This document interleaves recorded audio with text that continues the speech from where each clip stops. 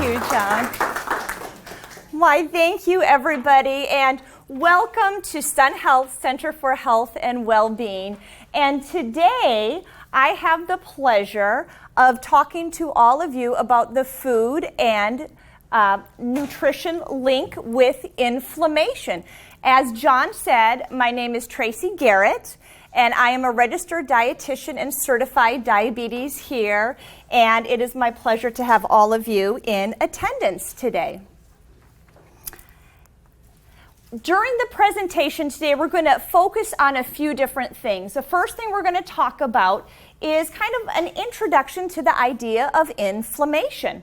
Secondly, we're going to be talking about those diseases that are associated with inflammation. And then very interesting, we're going to talk about those nutrients and those foods that are responsible for increasing inflammation in the body. And then those nutrients and foods that prevent inflammation in the body. And then I'm going to do a call to action and give you some suggestions of how you too can put some of this information into practice, because information without application doesn't give us a lot. We want to take that information, we want to personalize it to ourselves. So when we talk about inflammation, the word inflammation suggests a fire within. And there's 4 classic symptoms of inflammation. And these symptoms were actually identified about 100 AD. So scientists and those in the health industry have known about this for a long time. The first one is redness. The second one is heat, swelling, and pain. And I have the Latin words next to those. So redness, heat, swelling, and pain. And when I think about different injuries that I have had myself, I can think back and relate to some of these. We think about things such as a bug bite, that we have inflammation, it becomes red and it becomes swollen. We think about things like if we twist our ankle, that it becomes swollen and it can become red and there can be pain associated with that. So there's a lot of things that can cause that pain, redness, swelling, and heat in the body. So inflammation, what it really is it's the body's immune system. It's a reaction to real or presumed foreign substances like bacterias or viruses or toxins. That would be something like a bug bite, or due to injury, irritation, excessive temperatures, or to the aging process. And to understand that inflammation is both acute and then there's chronic inflammation. And acute inflammation is a normal part of the healing process, and that's good. We want these changes to occur. And when we do have inflammation in our body, it oftentimes draws our attention to that area, and unfortunately it can interfere with some of those activities of daily living. One of the common conditions that we associate with inflammation is arthritis. And we have the pain, and we can have the swelling, and it draws our attention to that portion of our body that is affected. The acute inflammatory state lasts for about 24 to 48 hours. And again, the purpose of this is to allow for healing. The whole idea of inflammation, back in 1908, there was a couple of scientists who studied inflammation and actually won the Nobel Peace Prize for their research on this. And with inflammation, I think about this. I think about little warrior cells, that we have an injury, we have an attack in our body, and we have different cells such as the macrophages who come up and try to gobble up those toxins in our body, the negative effects of some of these injuries. And then we have other cells that are responsible for rebuilding. So we have kind of a breaking down and a rebuilding of the tissue that is affected by the attack or the inflammation. And so what happens is that there's changes. Our body needs to heal these areas that have been affected. So there's increased blood flow because blood carries oxygen. Blood carries nutrients. And so the permeability of the blood vessels decreases so that it can flow into those areas and it can help to heal. And so the inflammation process short term is really a positive, normal thing that occurs. Now, chronic inflammation, that's where we have problems. And chronic inflammation occurs when the symptoms of the inflammatory process continue past the point of healing. So there is no longer that need for these warrior cells to be active. There is no longer a need for these rebuilding tissues to occur, but it continues on. And that is where we get into trouble. And so chronic inflammation is a sign that something has gone wrong in the body. So there's a lot of different diseases that are associated with chronic inflammation. And on the list here, there are some, it's not all-inclusive, but there are some of those diseases that are associated with inflammation. And what the researchers are looking at now is the idea of this, that having that chronic inflammation in your body, that inflammation that continues past the point of healing, that there is increased risk for these diseases to occur. First one, Alzheimer's. I have heard Alzheimer's be referred to of the fire in the brain.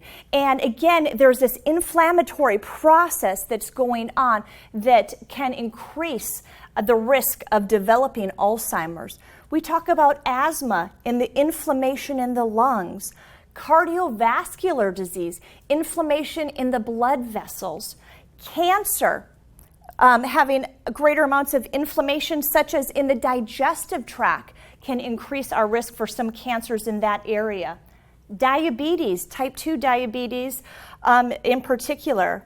Bowel disorders, we talk about inflammatory bowel disease, we talk about Crohn's disease, mood disorders, and rheumatoid arthritis. So what are the contributors to inflammation?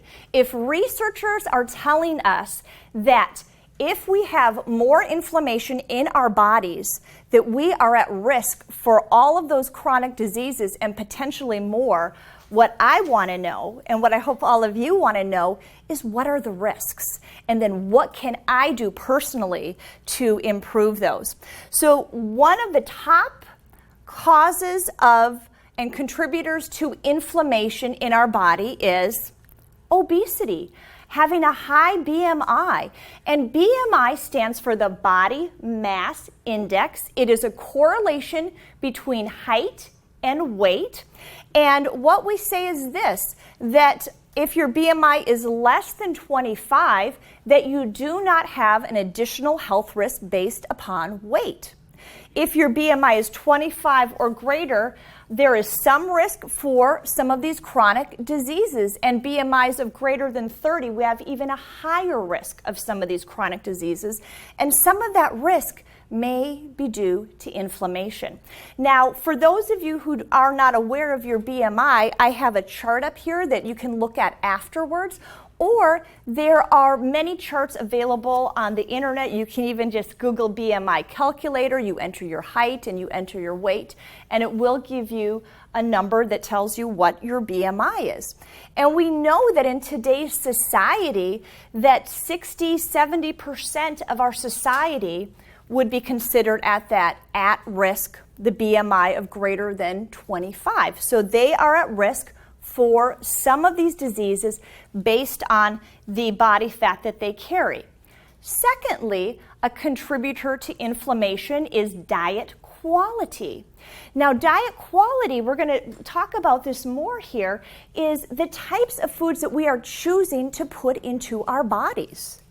And this is something that we have immediate control over. And I like that. What I want you to all think about as you go forward from this class is, what am I putting in my body?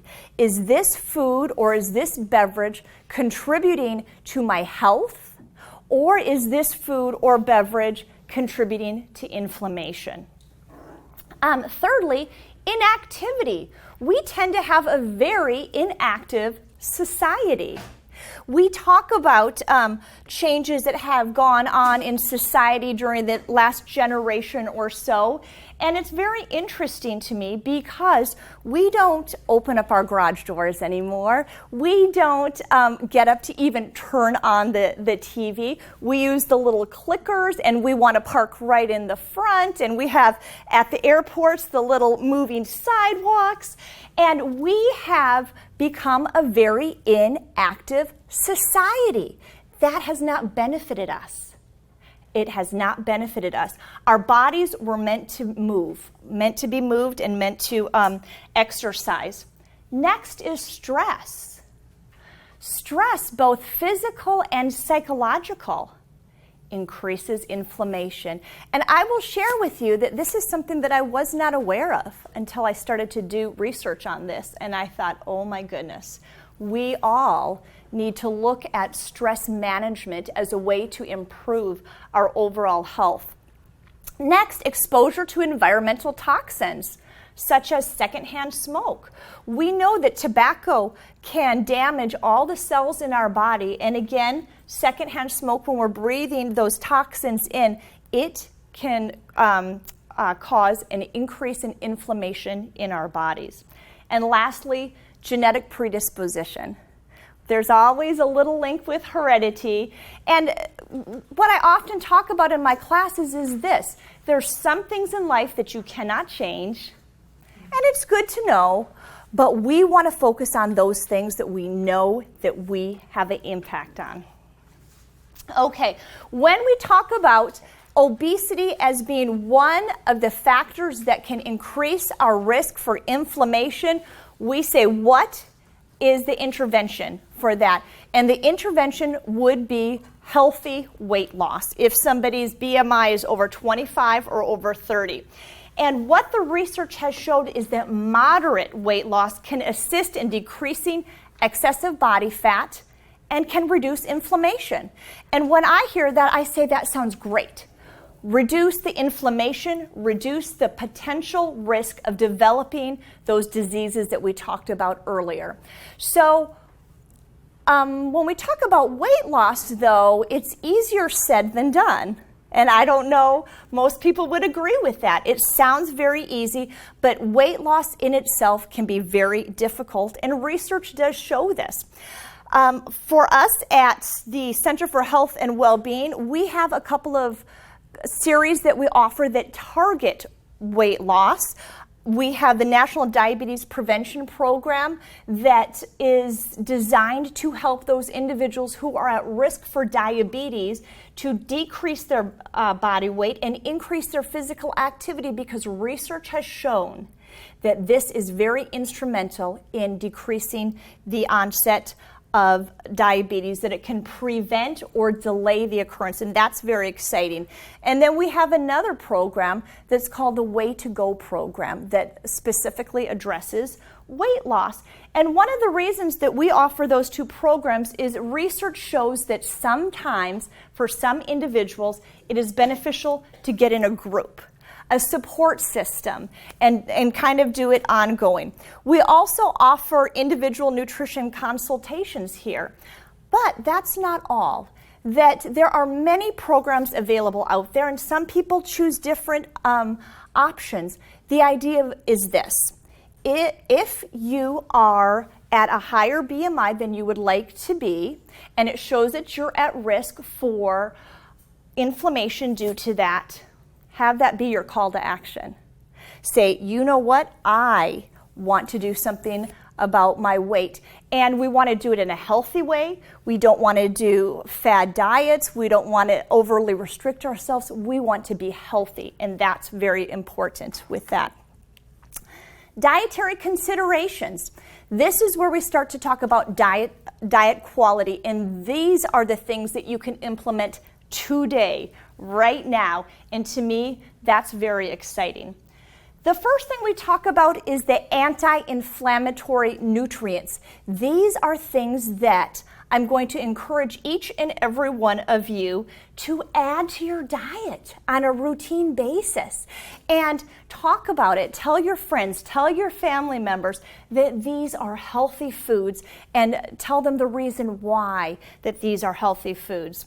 I have provided each one of you, besides the PowerPoint here, a handout that I put together because we ask individuals to fill out surveys to let us know, give us feedback for our programs.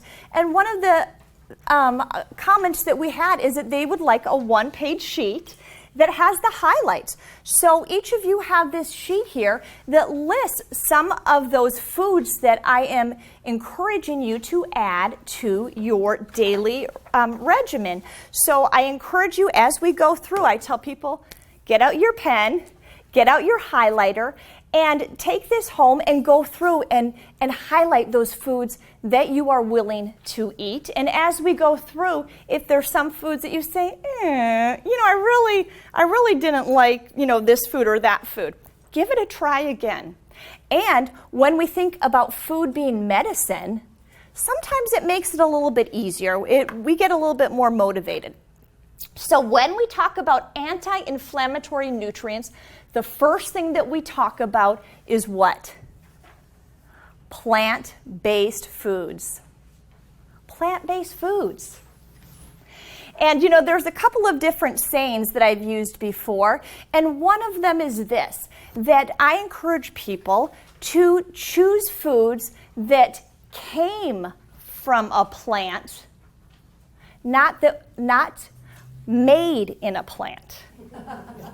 So we want natural foods. We want natural foods, things that grew out of the earth. I always say I'm a farm girl. My grandparents were farmers, and I love gardening. And I know that there's people in here who love gardening, and they love that fresh produce. And that is food that is good for your body. So the plant-based foods, we're talking about whole grains. We're talking about the fruits and the vegetables and the legumes. And these contain anti-inflammatory phytonutrients and antioxidants, and they contain fiber. And this is so very, very important. Sometimes there will be individuals who will think that they can eat kind of marginally and then pop a supplement, pop a vitamin, pop a mineral type of thing. There are naturally occurring substances in foods that haven't even been identified yet by science. The science is starting to say this is good for us, this is good for it. It's not just the vitamin C in the orange, it's the orange. And that's what we need to look at. And that's the concept of whole foods. We want to eat the whole food. We just don't want to pick and choose those little nutrients. We want it to be a whole food diet. So plant-based foods. And when it talks about antioxidants, that really comes down to this, that there is damage going on in our body all the time. When we talked about aging and how that relates to inflammation, we are all one day older than we were yesterday. And so we're in a constant process of aging where the tissue is being broken down and repaired. And with that, antioxidants can be very beneficial. And then the fiber. And everybody knows that I love to talk about fiber. I do classes on that all the time. Fiber is so important. It is so important. We're going to talk about that in a little while. But plant-based foods. And for those of you who have come to my classes before, and when we talk about using the plate as a form of meal planning, I always say that half of your plate should be what? Fruits and vegetables. We want to be heavy on the plant-based foods, absolutely. So those are going to be the basis of our diet. we need to have protein, and some of the protein sources that have been shown to reduce that inflammation in our diet are things like the skinless chicken and turkey and fish and the legumes, the dried beans and lentils. And I always like to talk about the beans. And the interesting thing is that when we talk about this anti-inflammatory type of diet, and we talk about some of these basics here, it sounds a lot like two of the other nutrition-related programs and eating styles that I've talked about before. One being the Mediterranean style of eating, and one being the DASH, the dietary approaches to stop hypertension.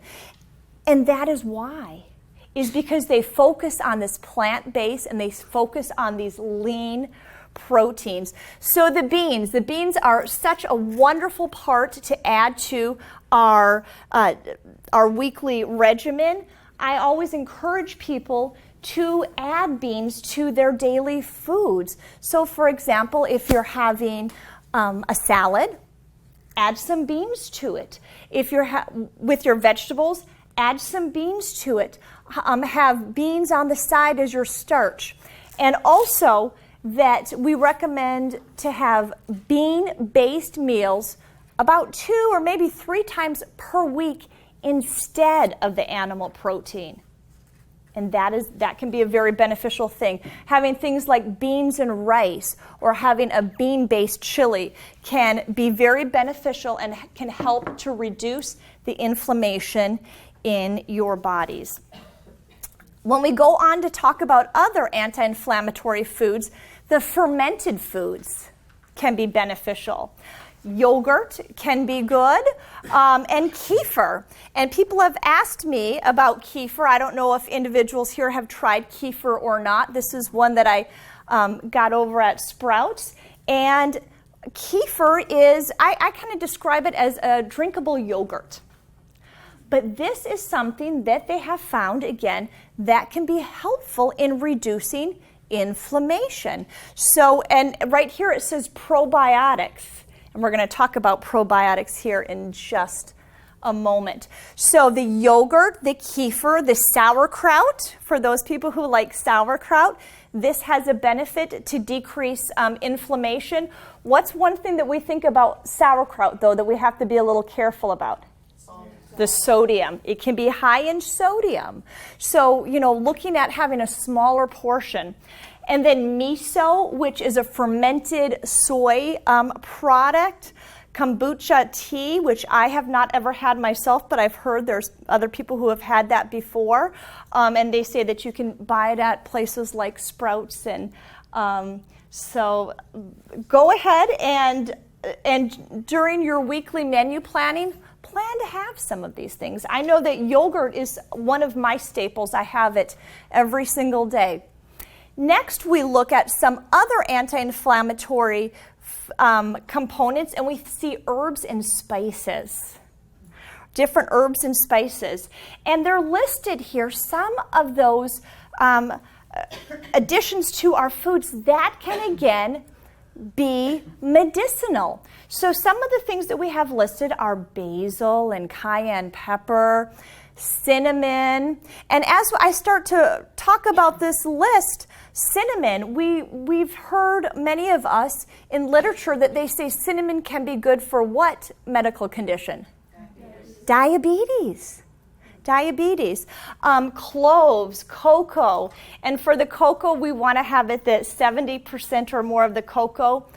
Curry. How many people out there like curry? I love curry. And in fact, I'm having curry tonight. Curry is delicious. And again, we know that it can decrease inflammation through this research. Ginger. We think about people who have the fresh ginger. It's very calming to the stomach. Beneficial there. Licorice, mint, oregano, parsley, rosemary, thyme, and turmeric. And now that has become very popular, hasn't it?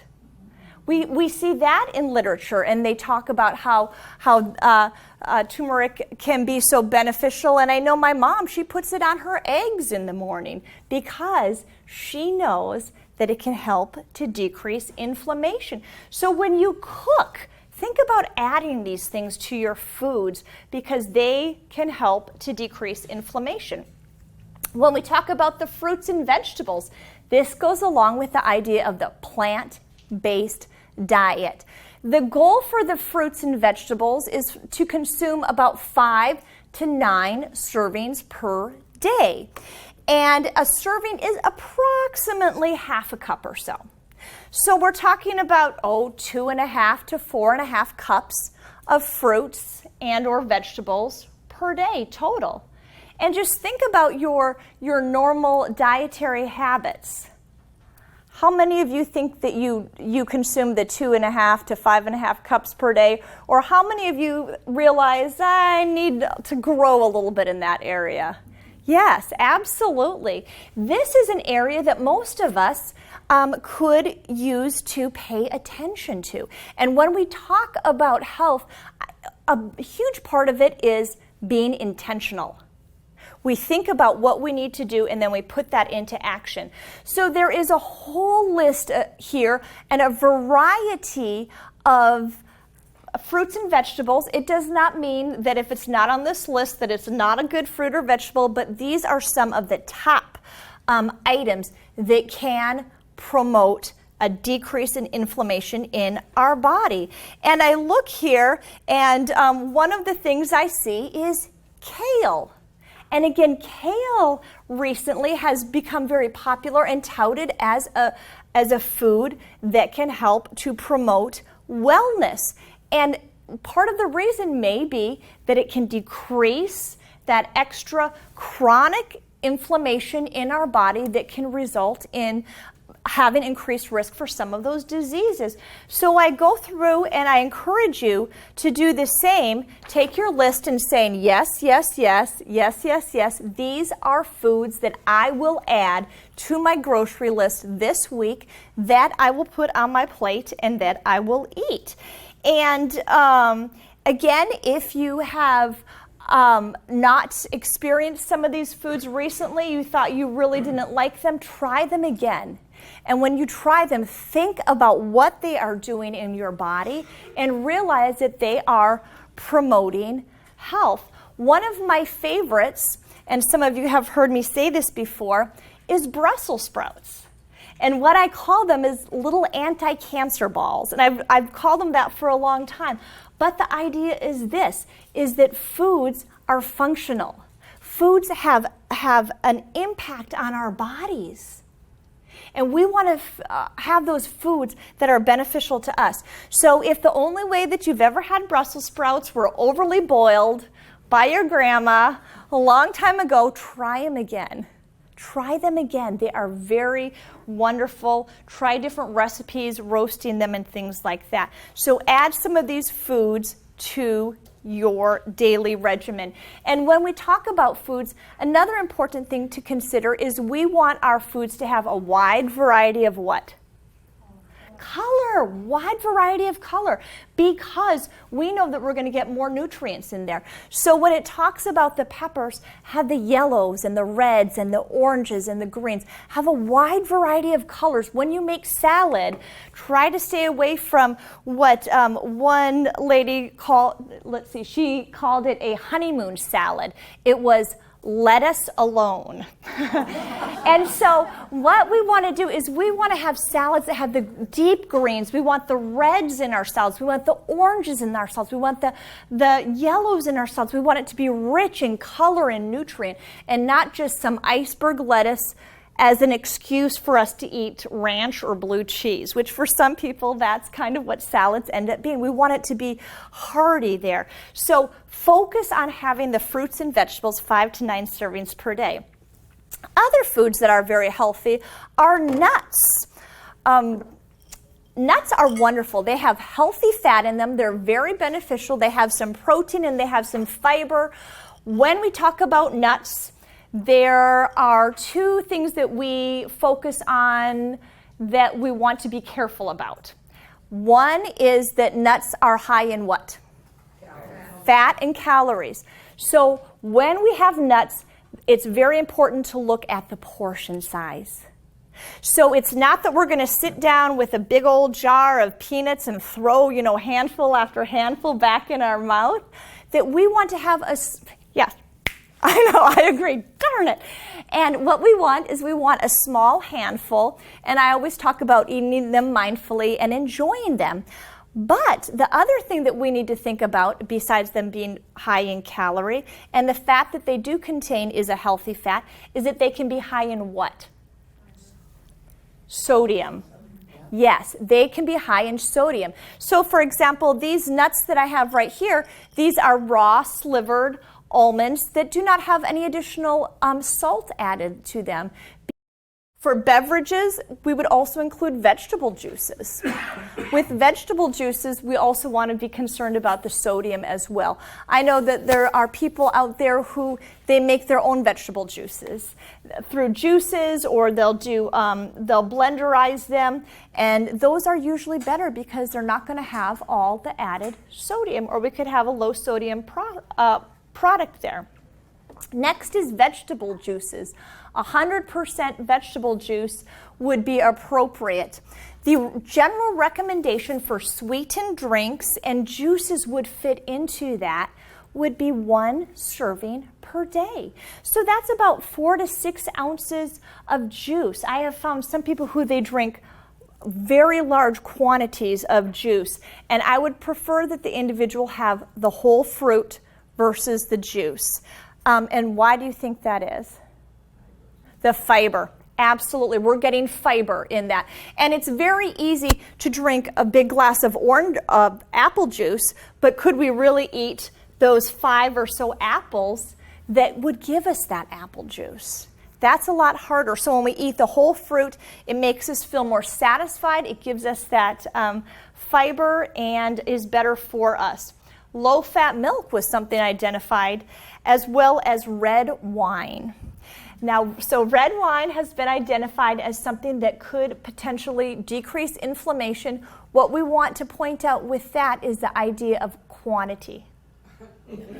And again, we're looking at, 4 or 5 ounces of red wine. And for women, the recommendation is no more than 1 serving per day. And for men, no more than 2 servings per day. More than that has been associated with some health risks, and we always say, talk to your doctor. There are some individuals who should not drink due to medical reasons or social reasons or because of medications. Sweets. Where do sweets fit into this anti-inflammatory routine here? And what the recommendation is to use sweets sparingly, which is exactly what the DASH eating plan or the Mediterranean style would tell you as well. When the researchers wrote about sweets and how to incorporate this, what the recommendations included as a sweet would be unsweetened dried fruit. For many of us, we wouldn't consider that a sweet. We wouldn't consider that a dessert. But that's one of those kind of tweaking of the mindset that we need to think about. So that can be beneficial. Dark chocolate again. So when we look at an example of the dark chocolate, the recommendation again was at least 70% pure and in the amount of about 1 ounce a few times per week. So what we want to think about is if we're having that 1 ounce and we're adding it to our regular routine, that 1 ounce has calories in there. So we don't want to add that on top of everything else, or for those individuals who are watching their weight slowly, the weight can increase. So we would substitute that and eat that in place of something else. Or the last thing that they recommended was something like a fruit sorbet as a dessert. Fiber, here we go. A high fiber diet will help to reduce inflammation. We see that diets that are high in fiber are very beneficial in reducing some of those chronic diseases that so many are affected by. Remember this, fiber is only found in what based foods? Plant-based foods. There's no fiber in milk. There's no fiber in chicken. There's no fiber in oil. It is in plant-based foods, and that's one reason that we encourage people to eat those plant-based foods. I have listed here the recommendations for fiber. The recommendations are broken down here based upon age and gender, and that is related to the different caloric needs of these groups. So for those individuals here in the room who are 50 years and younger, for female, the recommendation would be about 25 grams of fiber per day. For men, 38 grams of fiber per day. And those are the minimum, so we can go higher on that. And for those individuals who are 51 and older, women, the recommendation would be about 21 grams of fiber per day or more, and men, about 30 grams of fiber per day or more. So if we use the age group of the 51 or older, what I like to do is give people targets, because I can tell someone you need to increase your fiber, and they go, okay, that sounds good. But once we give them numbers and targets, it makes it much easier to see if we're on track or not. So let's say we have a gentleman who wants to meet this need, and he says 30 grams of fiber per day. So let's just average that. How many grams of fiber would that gentleman need to eat per meal? About 10 grams, right? And for the female, about 7 grams. So if we start to have those numbers and we start to say, I as a female need to have at least 7 grams, or I as a male need to have at least 10 grams per meal, when we start to look at nutrition fact panels, when we start to look at books and we see information that says there's so many grams of fiber in this or that, we can see, are we on track? Or is there room for growth? And let me tell you, when I look at individuals' food diaries, there's always room for growth in this respect. So looking for that fiber. And one of the best sources of fiber, again, is going to be our beans. Nutrients, other nutrients. Vitamin C, they have the food groups up there. They're typically in the fruits and the vegetables, and also found in abundance in citrus. Vitamin E, a strong antioxidant in seeds, nuts, and vegetable oils. The polyphenols, which are aromatic compounds that are found again in the fruits and the vegetables, the grains, the chocolate, coffee, olive oil, and teas. The pre and the probiotics. Now, how many people here focus on or try to obtain probiotics in their diet? Okay, some individuals, very good. And again, that when we talk about the probiotics, they are in things like the yogurt. And again, there are individuals who have excessive inflammation in the digestive tract, and that can lead to issues there. So when we talk about the probiotics, we find them in things like the yogurt and the kefir, or we have them in things like supplements, because they don't come in a lot of different foods. So taking a supplement may be appropriate to make sure that we are getting that healthy bacteria in our intestinal tract so that we can keep the inflammation down. Now, the other thing that we can think about for the inflammation in the intestines is called prebiotics. And how many people have heard of prebiotics or have taken prebiotics? Okay, just a couple here. And prebiotics are found in much fewer foods, and they are, I've heard them described as a substance for the probiotics to make sure that the probiotics can thrive. And it's found in things like Jerusalem artichokes, onions, asparagus, bananas, oatmeal, legumes again, and as well as different supplements. Cooking method. When we want to decrease inflammation, there are different cooking methods that we can choose. The frying, that's going to be on the low level. We want to avoid frying for a lot of different reasons, but frying seems to have a pro-inflammatory type of response in our body. Things like baking and stir frying would be more favorable methods when we are looking at decreasing inflammation. So we talked about a lot of things that we want to start to get into our diet on a routine basis, things that we want to possibly increase, such as the fruits and vegetables and the legumes, to give us that power of decreasing inflammation in our body. But what are those things that are pro-inflammatory that we would like to decrease, if at all possible? The number one thing is processed foods.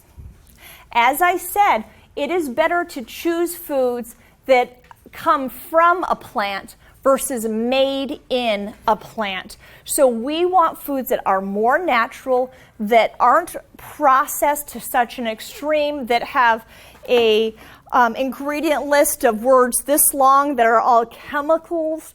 We want more natural foods. And the reason for it is this: processed foods, they are stripped of nutrients, and different chemicals are added back in. They are typically lower in nutrients. They are typically higher in sugar, refined sugar, and they often have those unhealthy fats in them. So we want to keep those more to a minimum.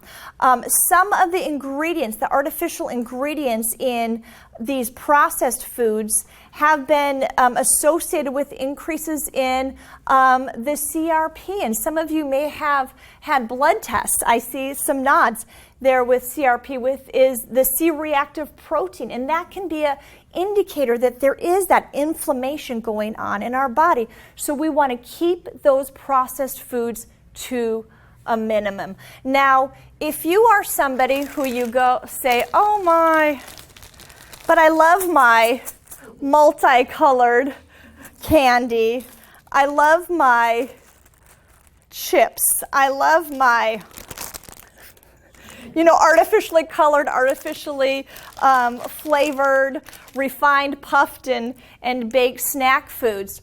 It's not that you can never have them again. It's just that we want those to be more occasional foods, and when we consume them, to have them in smaller quantities there. The next thing that we can look at as an area that we can maybe decrease slightly would be the red meats.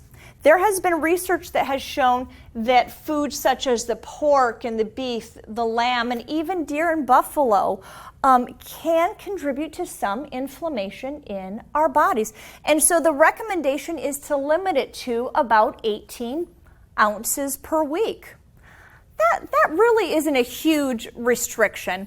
If we think about, most of us have about 3 ounces or so per meal. That's 5-6 meals per week.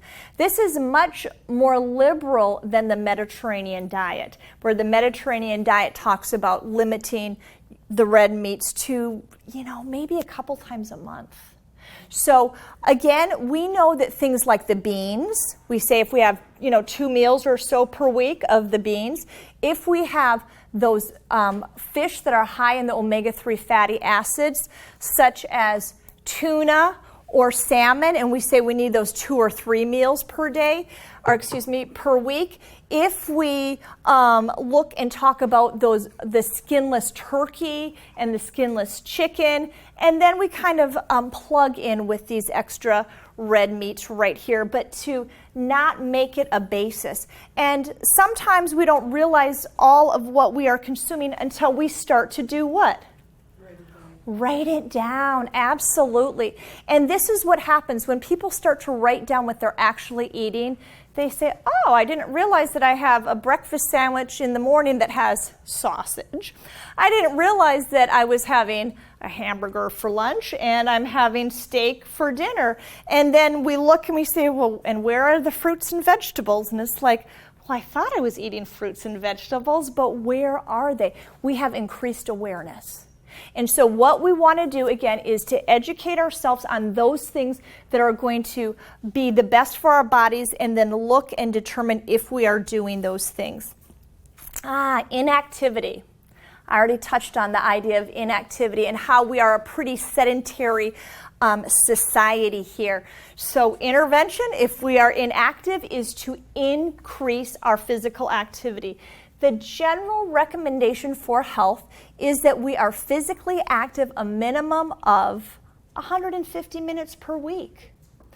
And that 150 minutes per week, we want that to be cardiovascular, where our heart rate is increased. And we want it to be at least 10 minutes at a time to count as this beneficial increase in physical activity.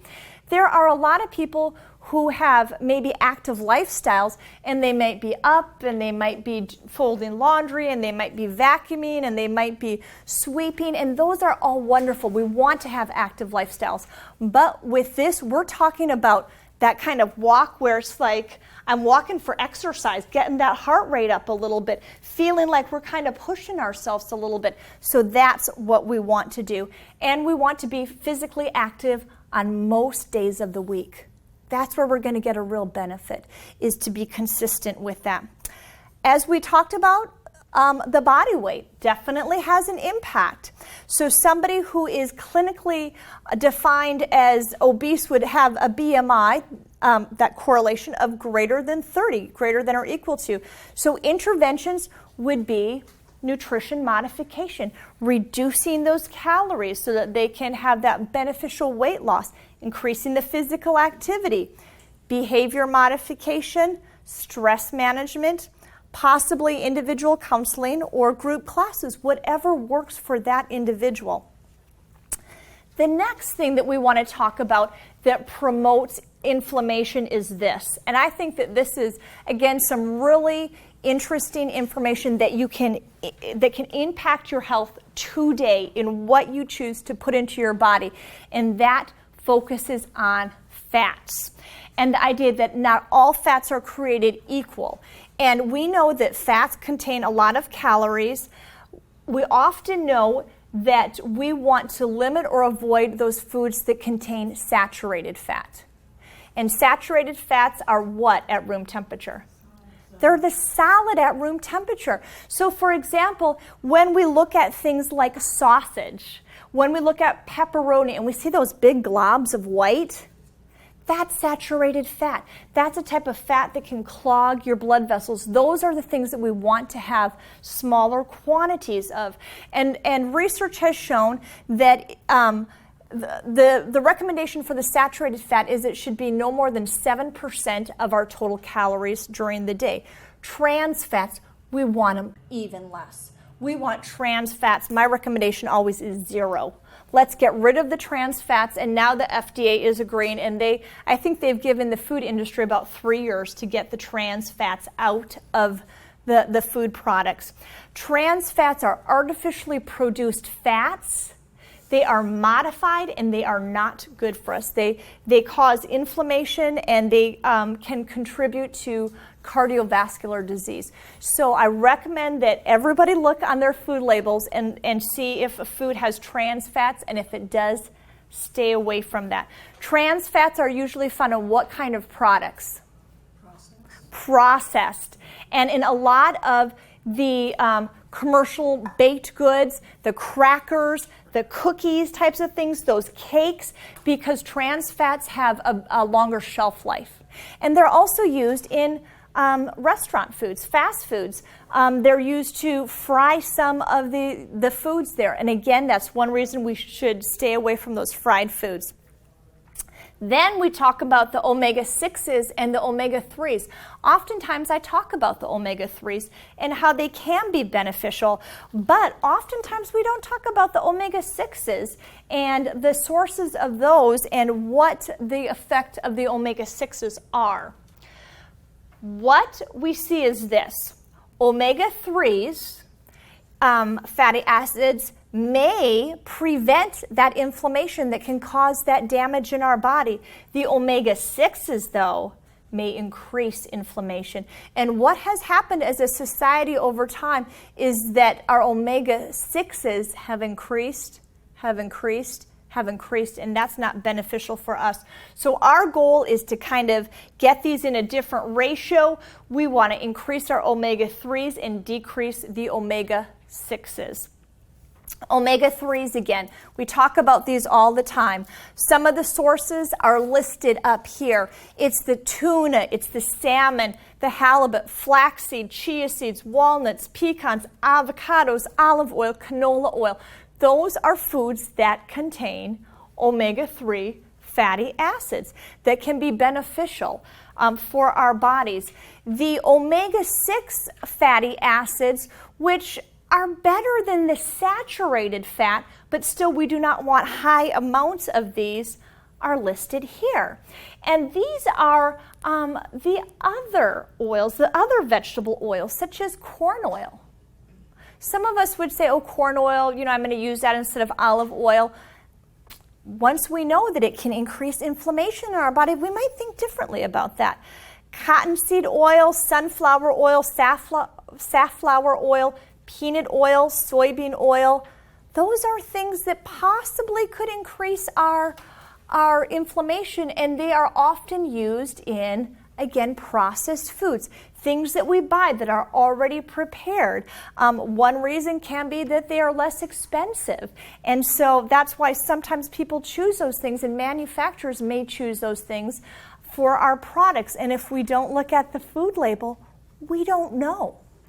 But again, when we talk about the positive decreasing inflammation, that's a list of items that would be beneficial to you, such as the olive oil and the canola oil. Okay, and here's what I learned when I did my research is stress. Wow, I know that stress, there's a whole physiological cascading events that happen in our body when we experience stress, and experts have pointed at stress as a factor that can contribute to what? Chronic inflammation. And we know that chronic inflammation can result in the heart disease and in some of the cancers and some of the Alzheimer's, things that we want to avoid. So what I encourage people is this: do you have a stress management plan? Do you practice stress management on a routine basis? What are you doing? What are you doing that feeds your soul, that energizes you, that reduces your stress? Make sure you are doing those things on a regular basis. So let me ask you, as a group, who would like to share something that they participate in to reduce their stress? Tai Chi. Wonderful. Wonderful. Anybody else? Napping. Okay, there you go. We need adequate rest. And not getting enough rest can lead to other problems. So very good. Anybody else? The what? Deep breathing. Deep breathing. That interrupts that fight or flight, and it's very easy to do. And very good. Anybody else? Meditation. Very good. Prayer, reading inspirational books, listening to music therapy, walking, gardening, all of these things, and every single person is different. And so I encourage each one of you to think about, what is it that makes me feel calm and relaxed, because stress can be a killer. We've talked about that before, and to realize that. So this is where I do the call to action. So we've talked about how research points to chronic inflammation as a risk factor in developing some of these diseases that all of us, I believe when I say this, all of us would like to avoid, prevent, delay the occurrence of. So research has shown that nutrition can be a component. It is not the only thing that we can use, but it is a component. It's one of the tools that we have that can help to prevent this inflammation from being excessive. So what is the call to action? And on your sheet, I invite you, as we go through, say, this is what I want to do, or this is what I'm willing to do. The first one is to increase the intake of fruits and vegetables. How many people say that they're going to increase their fruits and vegetables, understanding that they have such a direct link between inflammation and disease? Very good. To use olive oil. as one of our oils. That can be important, using that instead of corn oil, for example. Choosing small quantities of nuts over things like chips, cookies, or candy as a snack. So again, a few little nuts. It can be very beneficial to our bodies. The next one, number 4, choose whole grains versus refined grains. That would be, for an example, choosing a brown rice over a white rice. Maybe choosing a whole grainy bread where you can see those nuggets of grain over something like a white dinner roll or a piece of sourdough. It can be something like choosing the quinoa as your starch, can be beneficial for something like that. The next one is about the omega-3 rich fish. Increasing the omega-3 rich fish as well as some of those other food items 2 or 3 times per week. The next one is avoiding fast foods and processed foods. And I don't know, sometimes this generation doesn't use processed foods as much as some of the younger generations do. But if you do, think about it. Think about what you're putting into your body, and really if that's what you want to put into your body. Because sometimes processed foods seem like they're really easy and can be inexpensive, but there's things that we can do that are quick and easy that are healthy. And that's what we want, is to do those things instead. Choosing sweet potatoes or yams over white potatoes. And we are a society that eats a lot of potatoes. And let me tell you, and people have asked me this, is a sweet potato or yam really better? And the answer is absolutely.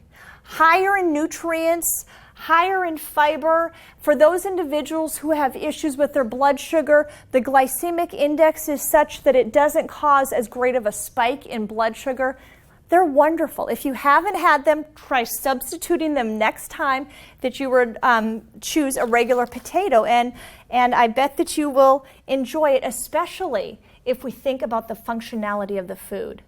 That food is going to help to possibly decrease that inflammation in our body and help to prevent disease. Next, we talk about decreasing the intakes of the sugar-containing beverages. The next one is one that I really like, and that's the increasing of the legumes, the peas, dried peas, and the beans, to increase those. And the last one says to choose dark chocolate as your dessert a couple times a week. And all of those things will help to decrease some of that chronic inflammation in your body, possibly decrease some of the swelling, possibly decrease some of the pain, and hopefully decrease the incidence of some of those chronic diseases that can occur in your body when that inflammation, the normal acute inflammation, continues past the point of healing and we have damage that occurs in our body. So lastly, just a word about the Center for Health and Wellbeing for those of you who are not familiar with us. The reason that we exist is because the idea that research has shown that a doctor typically only spends about 8 minutes per visit with the patient because of their high demand. And so we at Sun Health choose to stand in the gap to help to educate individuals regarding their medical needs and also to encourage them to be self-managers of their health.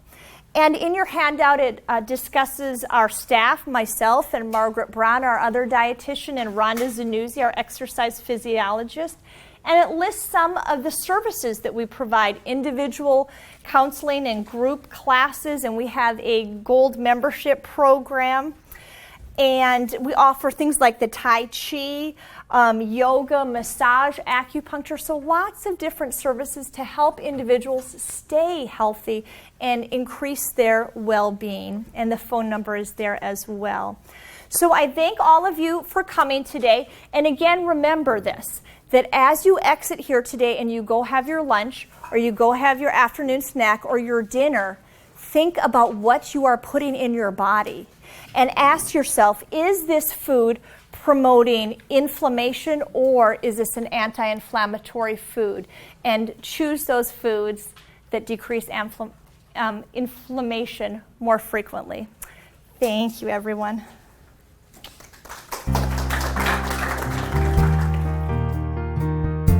For information about these services and more, please contact the Center for Health and Wellbeing today at 623-832-WELL. That's 623-832-9355. Or visit us online at sunhealthwellbeing.org.